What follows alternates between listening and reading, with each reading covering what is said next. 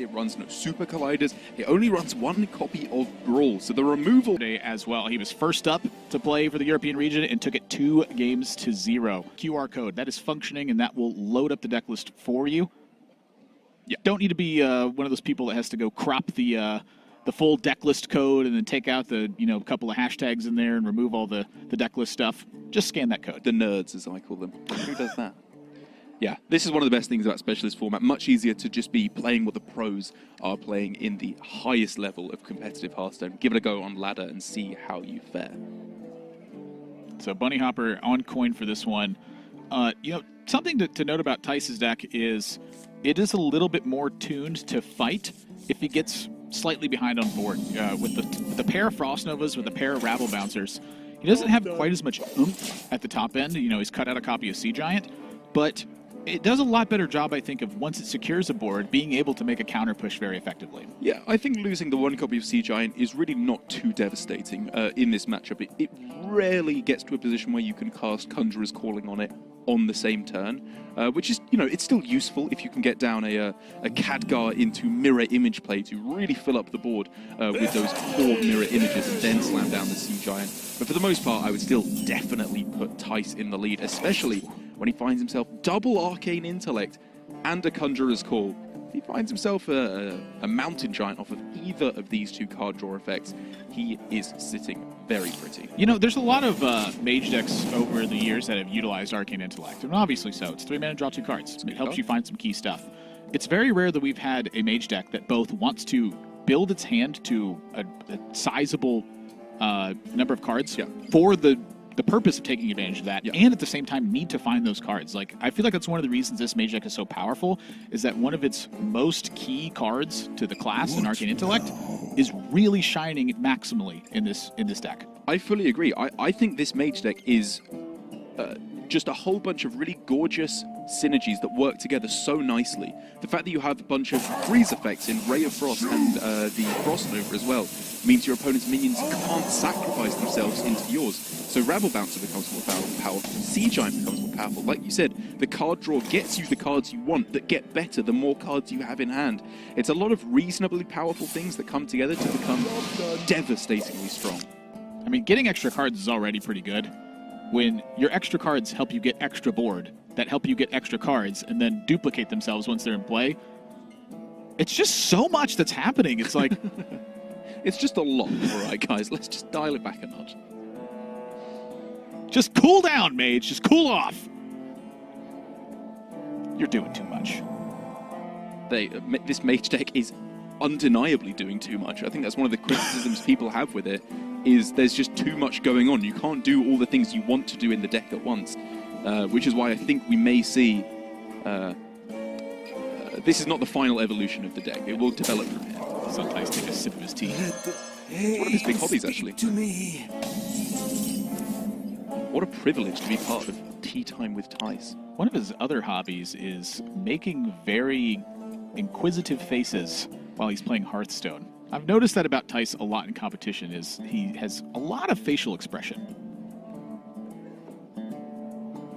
Well, I often say that Thijs' face is like a mage deck. There's just a lot going on there. He's been saying it for years. Yeah. It's a classic Derek Brown statement. And I'm probably going to lose that Twitter follow I got from him just a couple days ago.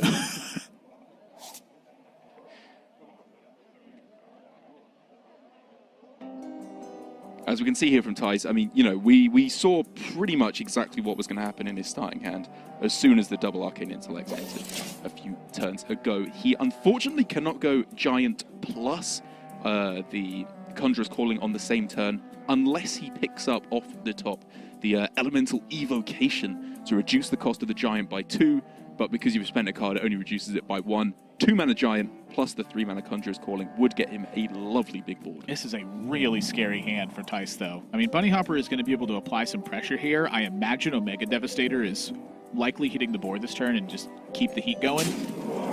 But Thijs has Frost Nova, and he's got Mountain Giant, Conjurer's Calling, and if either of those big drops survive, he has a Khadgar to back that up. Yeah. So hand's crazy.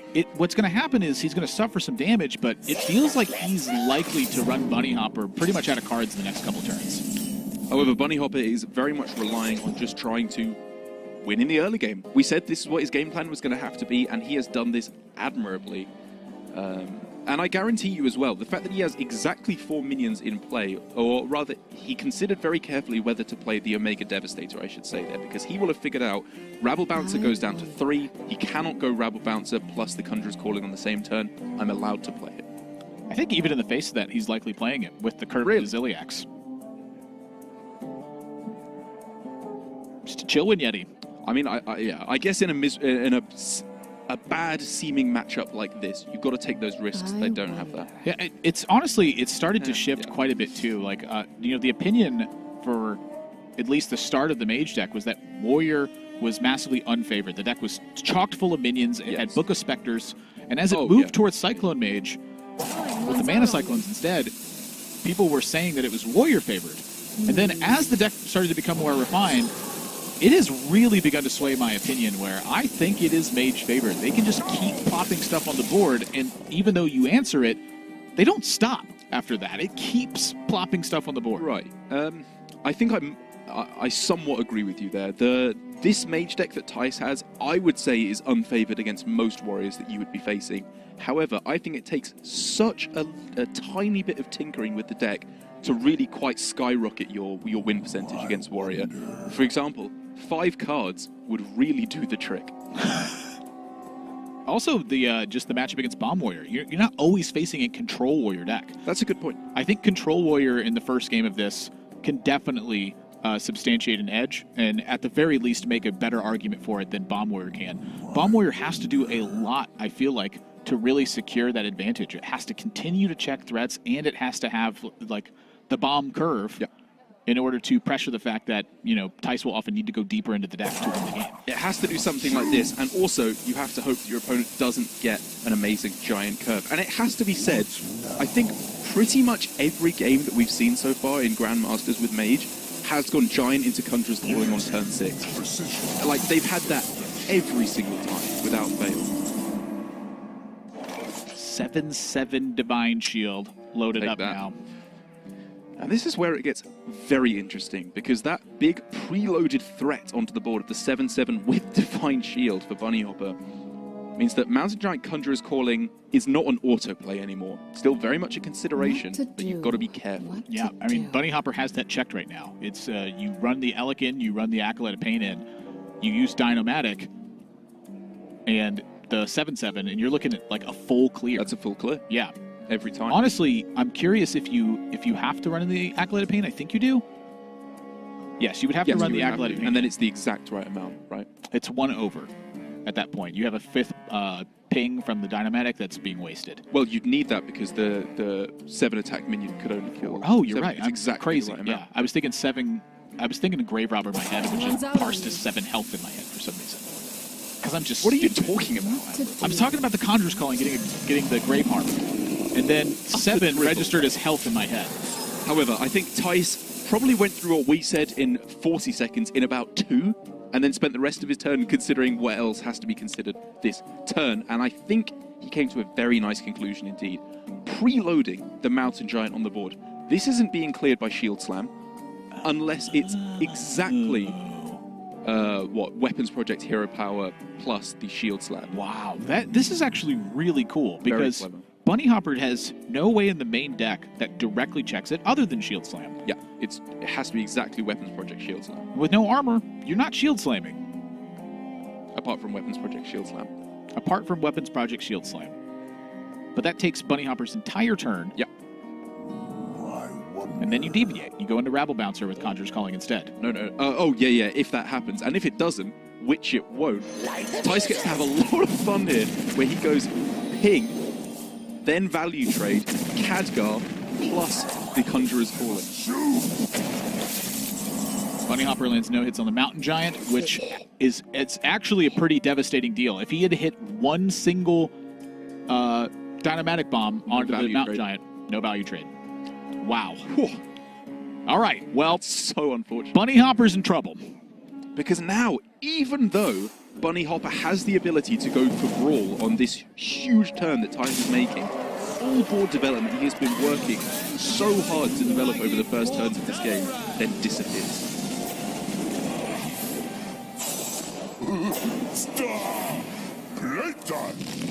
Wow. That's pretty powerful. So now my question for BunnyHoppor is, do you cash in the extra card for Acolyte, or do you want to increase your chance to win a brawl?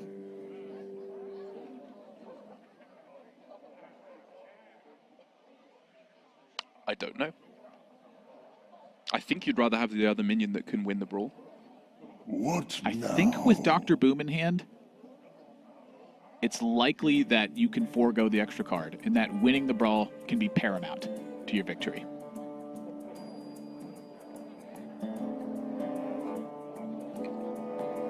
Yeah, you have to brawl. I was looking if there's anything else he could do. Like, I always look for a way to not brawl. Well, I'm like, this card is so important. Because I always just say, okay, you have to brawl. Then they never do something. Maybe they can not brawl here, but with all this damage on board, It's a you've big got to brawl. Yeah. And he's going for foregoing the card. I think I agree with this. Thijs nods.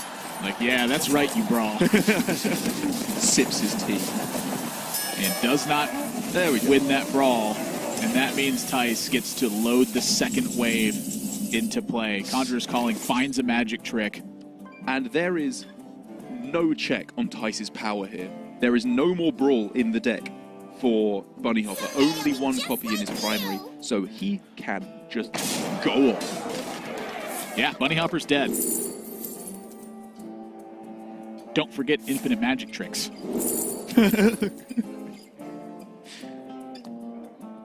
That many magic tricks is like your uncle who does the same trick every time you see him. You're like, you know what? I get it, Ian. All right, it was fun the first time. But just please. Stop making mountain giants, all right? Just please. That fills Thijs' hand to 10, I believe. That required sound effects, in case you were curious. Yeah, it did. Yeah, absolutely. You go all in. There is nothing to stop you. Now, why did he use that elemental evocation? He had 9. I don't know. He wanted to play research. It didn't matter. Because it doesn't matter is the reason. Yeah. This is where you turn your brain off as Thijs. Spend mana, do things. You got it. You cannot lose this game. It is impossible. No, it's not 24. Hang on, 24. How much? 31, 32, 33, 36 damage is loaded up. Game plan for BunnyHoppor, but still a lot of an uphill battle, I think. He adds in 2 copies of Big Game Hunter, a copy of Brawl, the second copy of Brawl, and 2 Super Colliders. He loses Weapons Project, Harrison Jones, Archivist Lucian, a bunch of nonsense he doesn't need. Thijs, on the other hand, is getting rid of 2 Frost Novas, 2 Rabble Bouncers, and an Acidic Swamp Ooze. He's adding in its place 2 Astromancers, an Archmage Antonidas, a Stargazer Luna, and a Hexlord Malakras. Yeah, that is interesting. And I feel like as players have been talking about how Mage is unrefined, it's unpolished, we should say at this point. It's a good deck, but it still has a couple of cards that it could really bring it over to perfection. And I think that specifically the anti-warrior tech cards is where a big degree of change is going to come in the coming weeks. For example, a lot of players have expressed discontent with Hexlord Malakras. Malcontent is the right word. Malcontent, yes. Malakras, yeah. Perfect. They've shown great Malakras content. You see, there was a joke there before I ruined it. No, it's still a funny joke. It's just you're it now. Ah, of course. Yeah. BunnyHoppor going to hang on to Super Collider, of course. Draws Blastmaster Boom, and really the story for BunnyHoppor is how you generate tempo and take advantage of it. And so looking at this opening hand, if he finds a couple of minions, Super Collider helps him keep that tempo, and then Blastmaster Boom is the finisher card if he's able to assemble some bombs into Tyson's deck. So that looks like a clean game plan to me. However, I don't think that that's a very successful game plan given how Tyson's deck is necessarily operating. If Thijs finds himself on a Conjurer's Calling turn, BunnyHoppor is indeed in trouble. I could not agree more. Also, just if BunnyHoppor fails to draw early minions. Yes, I mean, it's such stark contrast to the first game. And it's not even like he's taken out a lot of the early game minions. The only early game minion he's lost is Eternium Rover, which is really not that... It doesn't ply on that much pressure whatsoever. It's really more so that the deck just doesn't have a ton of minions in it. Like, BunnyHoppor is going to have to play a pseudo-control game plan until he's able to assemble some sort of tempo game plan. So that's where Super Collider and Brawl, I think, are very important cards in that measure. And now we get a kind of interesting decision here for Thijs, where Sorcerer's Apprentice, you know, when you first start learning this deck, you generally just stick to the rule. You save it when it does something spectacular. It's a good rule of thumb for when you're learning the deck, because you want to pop off with the Mana Cyclone, obviously, and draw a whole bunch of cards. But then it gets a little bit more complicated as you start to master the deck, because just playing it as a 2-mana 3/2 in a lot of matchups is very valid. Especially when you know that your opponent's moving over to double Big Game Hunter, double Super Collider, and they've removed their weapons projects. They've removed the weapons project, they have Acolytes of Pain. Even if it just trades with the Clockwork Goblin, you're very happy there, I think. Yeah. And so for BunnyHoppor, that means weirder stuff has got to happen. You don't necessarily just want to play Acolyte of Pain on this turn and have it get checked. You know, for BunnyHoppor, he'd like that to come down on a cleaner turn and cash in the Warpath, where he doesn't have minions, try to find some gas that gets him to a Blastmaster Boom turn. But just look at this disruption. This one seemingly insignificant Sorcerer's Apprentice is wreaking on BunnyHoppor. The Acolyte of Pain, like you said, you don't want to play that. It just gets value traded. The problem is still there. The Shield Slam, if that's hitting you in the face every turn, your Shield Slam does nothing. That won't be able to kill a Mountain Giant. So does he Shield Slam this Sorcerer's Apprentice? I think I would tend to. Insane. It is insane. This is the lesson that Bloodfen Raptor was really trying to teach us, is that the way that you play Hearthstone is proactive disruption. Yeah. If you can keep your opponent from making their best turn, and instead they have to take an inferior turn, that's a victory for you. And while this may seem like players have just gone card for card here, this was an excellent gambit from Thijs. This has worked out drastically in his favor, because Sorcerer's Apprentice in this matchup, while it can do some powerful things, it is far from the cornerstone of the deck, whereas Shield Slam, getting that early removal on a Giant before Conjurer's Calling can come down, is so crucial. All right, we found our key turn, where BunnyHoppor wants to start loading up bombs to activate Blastmaster Boom, but now can play the Acolyte and perhaps cash in on Warpath. And so I think if I'm in BunnyHoppor's spot here, it's awfully tempting to play a Wrench Caliber, but I'm looking at that Acolyte of Pain, and I don't know when that's coming down if it doesn't come down right now. So are you ever going to be equipping and swinging with Super Collider on turn 5?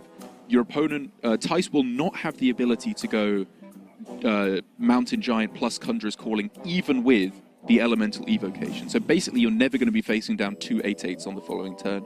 So therefore, playing Wrench Caliber on this turn probably won't be overridden by Super Collider on the following turn. So I think I can understand the reasoning to play it here. To that same effect, I feel like since you're not playing the Super Collider next turn, it often means you're playing the Wrench Caliber next turn. Okay. So now, if Thijs has Coin Harrison Jones or has Acidic Swamp Ooze, your Acolyte once again doesn't come down. It's an interesting spot. It really is. It is. It is. This is because if you look at it from a mana efficiency standpoint, this is miles ahead of where the Acolyte of Pain sits. But I just look at BunnyHoppor's hand and I worry, can we get the job done with this? And so BunnyHoppor's really relying on Blastmaster Boom to be the major impact card that it needs to be. I think the logical next step from your point of it being hit with a Harrison Jones or an Acidic Swamp Ooze is BunnyHoppor will say, if that does happen, I'm very happy, because even though there are 3 weapon destruction cards in Thijs' deck, or sorry, 2 now that one of the oozes has been swapped out, he probably doesn't have both of them in hand. And if he's destroying my Wrench Caliber instead of my Super Collider, BunnyHoppor will have excellently baited that out from Thijs. Obviously, we can see he happens to have both in this particular instance. Runs out on me. But that's an excellent point to make. I mean, I think that is exactly probably what BunnyHoppor's thinking about. If this gets blown up by weapon destruction, it means Super Collider off and goes unchecked. You're so happy, because 3, that is, I guess we always talk about how good Super Collider is in this matchup. It is insanely good. With the Shield Slam gone, you are free to just pretty much play a Mountain Giant here. Big Game Hunter is the answer to this. But no Big Game Hunter shows up. Interesting. Yeah, I'm trying to decide if I like this, because the positives are obviously apparent. You've put the most amount of stats on board possible. That's the upside of the play. The downside could have been that you're left stranded in the following turns because you've used a lot of cards, you've used the coin, that limits your mana usage. Thijs has still got stuff he can do in the following turns. Arcane Intellect is very fine. Harrison Jones, once another weapon comes down, is more card draw. I like this for a number of reasons. The first one is that BunnyHoppor's still having trouble developing smaller minions in this spot. Number 2, even if BunnyHoppor has his ideal check to this situation, you clear the board and you draw more cards. You build towards your game plan, which is get to the later stages in a safe position. That's an excellent point about the small minions building up as well, because the real weakness of this mage deck, it has a lot of else going for it, is it has basically no removal spells. It can't deal with these annoying mid-sized minions without smashing their giants into them. You really don't want to be trading your giants into Clockwork Goblins and Acolytes of Pains. So getting down the ooze beforehand is a great way to deal with them. Wow. Ooh. And the mirror image to back it up, so that way BunnyHoppor cannot use Super Collider immediately. So how do we sequence that then? Because you can't, there's no way of getting the mirror images in between the two minions you summon, right? Well, I think the key here is that if your opponent attacks the Grave Robber, it doesn't actually kill off your Mountain Giant in that spot. Yeah. So they have to have Super Collider plus a way to finish that damage, which in BunnyHoppor's deck, there is no 1-mana cards left that'll do it other than Shield Slam, the second copy of Shield Slam. Right, so if we go through every possible outcome, or the most likely ones at least with Conjurers, if you trade Conjurer's Calling Mirror Image, Double Giant, the Super Collider can't connect with either because the mirror images are in the way. Double Grave Horror, one of them would survive. Yeah, the double Grave Horror I think is the worst outcome for you. Yeah. Which is why I think Thijs is choosing to go with this as well, is the mirror image still protects from Dinomatic almost every single time. BunnyHoppor still cannot use Warpath to clear this off. He'll likely look at this and think to himself, maybe I have to set up Super Collider to get that done, and that sets Thijs up for Harrison Jones. There is a lot going on in this game. And if we think about Fino, who is now 2-0 in the Grandmasters League as well, doing very, very well, he would have played this very differently already. I guarantee you he would have just slammed the Conjurer's Calling there. That's what he's done every single time. He's just played his cards, forced them to have it. It's very rare, I think, you get into a situation this particular. But that is what Fino said in the interview, is that the way he was defeating Oyer was just simply continuing to pressure them, forcing them to have it every single time. I think even in situations where BunnyHoppor, quote-unquote, has it and is able to punish Thijs, he's still behind. And I think that's why Fino's play is working for him, is it's just a giant force play turn after turn. I think Thijs has just gone for a very strange setup here that has few ways, I think, of effectively backfiring against him. And of course, I suppose the other thing to consider is that if he had gone for Conjurer's Call there with the mirror image, we're looking at Super Collider. Thijs is thinking Brawl. If you're putting 2/0/2 minions on the board, that means you have 50-50 to kill off both your big minions when your opponent plays the Brawl. Right, and he wants to bridge that gap into Astromancer. He doesn't want to go have that happen on turn 6 where he has nothing to do. He wants it to have it happen going into his turn 7 for the Astromancer there. Yeah. This is excellently played. This is beautiful. And the other thing is, it's not just like they are finding the correct play. It's that there are so many different ways of playing this. It's not just finding the one technically correct play, like getting the most damage to face, putting the most stats on board. It's so many different styles that this can be played in, and it's so interesting getting to see how these different players approach this matchup. That's why I'm of the opinion very strongly recently that Hearthstone is a grading scale, not a right or wrong situation. The idea that we could determine just simply what's right or wrong, it has to be a much simpler matchup. It's like Zoo versus Zoo. Then there's definitely some right and wrong. Yes, because it's mostly just learning about how minions trade. And, This is setup. This is preparation. Ooh. And again, this push into Brawl is because he can check it with Astromancer. He's got follow-up. He's got the 1-2 punch. Speak of the devil. Wow, okay, that is a pretty nice pickup there for BunnyHoppor, undeniably. Does he have to go for it, though? Because Super Collider is a guaranteed clear with the Acolyte of Pain on both the Grave Horrors. And that's what I'm thinking about exactly, is BunnyHoppor now has to think about what happens when the Super Collider lives, what happens when the Brawl fails, how do you capitalize in those situations. So the two that stand out to me is, my instinct is a Super Collider here. If Thijs answers back with Harrison Jones, you can then answer with Blastmaster Boom because you're not under an insane amount of pressure at that point. You're still under a lot of pressure, though. But this is where the mind games start coming in, where because Thijs played Ooze, does that mean BunnyHoppor thinks he is more or less likely to have Harrison in hand? Because obviously, purely based on numbers, it's unlikely he has both of the weapon removals in hand. But because he was willing to play one of them on a non-Super Collider weapon, does that mean he is more likely to have the other one in hand in order to answer the Super Collider? If Thijs was not able to play a Giant on that turn, I would say yes. But since he was, the ooze is like masked, and instead looks at it and goes, you know what? He could have oozed to make sure that he can kill a big game hunter, because he gets a double benefit from it at that point. And so here, I think BunnyHoppor has found the best of both of those worlds, which honestly, I'm not convinced of clearing off the 0-1 in this spot. It's that he gets to cash in a Warpath for an extra card, and he gets to Super Collider and have the benefit of it killing a giant in that situation. And so this is where BunnyHoppor is now looking, I think, to follow with Blastmaster Boom a lot of times and just try to rustle back the board. But again, Blastmaster Boom is like the payoff card. That's how you're supposed to try and win the game. And also, Thijs will be definitely keeping in the back of his mind, you know, he obviously doesn't want to overcommit in order to give his opponent a fantastic brawl, but he also doesn't want to undercommit and then give BunnyHoppor the time to play Blastmaster Boom and potentially wrestle back board control. It's a very, very delicate dance.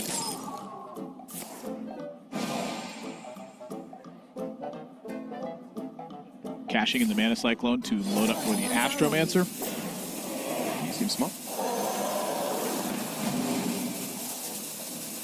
Wow. Oh, yeah. You know, that's pretty good. Like, from what? From like F to A+, Counterspell is like, what, a B, I would say? It's like a good one. It's pretty good. It's good. Conjurer's Call is A+. That's the best card you can get. The reason you play this deck. Yeah. Getting another one there off of the Mana Cyclone is insane. And Counterspell, obviously, one spell in hand, only Brawl. Yeah, I mean, BunnyHoppor, I think, is in real trouble now because we've been seeing this pattern develop again and again, which is the Warrior decks not having a turn 9 bridge to land Omega Devastator. They're just struggling to get there every time. I think for BunnyHoppor, you're just going to have to suck it up and tank some damage this turn. I think this is Militia Commander Wrench Caliber. The problem with that is that Thijs just got so many cards from Mana Cyclone. Like, you're threatened by like Fireball and Frostbolt at that point. But how do you bridge the gap on turn 9? Like, you're not going to get there without doing something drastic. Maybe it is just win a Brawl time.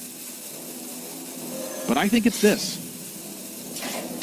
He agrees with you. This is where it gets real scary, though, because I see where you're coming from with this play, you and BunnyHoppor, and your approach of wanting to delay that bridge to turn 10 to get the Omega Devastator online.